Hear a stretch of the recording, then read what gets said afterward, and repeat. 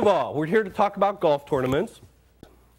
Sometimes you really have to ask yourself, is this a good thing I'm doing? That's one of, you know how internet, you get all these wacky pictures. This was a parenting group of pictures, and that apparently is a legitimate picture that somebody made that decision to put a kid with a plastic bag on his face and throw him on the front of a motorcycle with 3 people on it. So you have to ask yourself, is this a good thing I'm doing? Running golf tournaments is not for everybody. So the first question, or first couple questions you really need to ask yourself is A, do you have some golfers or do you know golfers? That may sound like a pretty basic question, but to have a golf tournament, you have got to have golfers or no golfers, or have people, and we'll talk about committees, who have the ability to contact and connect with golfers. And this is critical. Do you have a committee? And we're going to talk a lot about committees and how important the committees are and who you need on your committee and what their roles and responsibilities are. But those are 2 questions you have to ask yourself. And then, how much do I want to raise? You want to set the objective. One of the things that we're going to be talking about, and one of the themes throughout this morning, is to run a successful golf tournament, you are running a small business. You need to be thinking through the entire process that I am running a small business, and you'll see all the elements that are associated with the tournament that become part of that theory. And then where is the money going? Especially if you're doing a fundraiser, you have to have a credible charity, a credible 501c3. You can take notes if you want, but this is one you need to write down. Okay? I will give you the key right now to making money at a golf tournament. Okay, we ready? Don't spend more than you make. Now, obviously, registration fees are critical. One of the things that we recommend at the GTAA as you're looking at your budget is how do you determine your registration? Why do you need volunteers? First of all, you can't do it alone. It'll kill you. You can't do it alone. Volunteers, committee members bring new ideas. I'm not going to tell you, I don't have every answer in here. I'm not the know-all and see-all guru of golf tournaments. I learn something new every day. I'll read about a tournament and go, wow, what a great idea. Or talk to people being in the golf business. Everybody comes up, hey, Bob, I did this. Have you heard of this? Everybody has these great ideas. So you need that brain trust to pull off a successful golf tournament. You need these volunteers to help you come up with the ideas.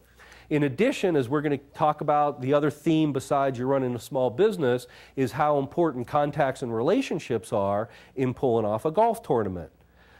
The more volunteers you have, the more contacts, the more relationships, the bigger the database.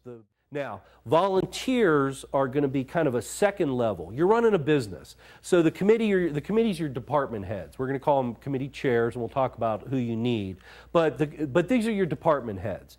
Your department heads then have the ability to bring some volunteers to help them, but you want to have a commission fee. I have seen a zillion different numbers. Sometimes you kind of throw a dartboard and say, we're going to charge $125, we're going to charge $100, maybe it just feels good, but ideally, the way you handle your registration fees is the registration fee should cover your main expenses.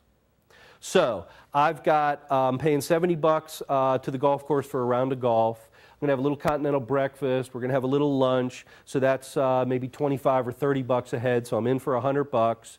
We're going to talk about how important the registration gift bag and the goodie bag is. So I'm going to spend maybe 25 bucks, 30 bucks on a really nice registration gift bag to guarantee that I've got something out there. So I'm in for 130. So your registration fee should be something around that. Maybe it's $150, maybe the golf course. Visualize it. How are we going to set it up? If 20 people show up at once, what's going to happen? So the logistics chair is kind of your administrating coordinator. This person is critical, the marketing chair. The marketing chair is somebody that is in the marketing business. You want to have somebody who either has a PR firm, an ad agency, marketing director, somebody like that that has access to marketing resources. And we're going to talk about how to market. What you're going to do is you're going to turn your event into a marketing tool for them. A sellout for a golf tournament is 144 people. Okay?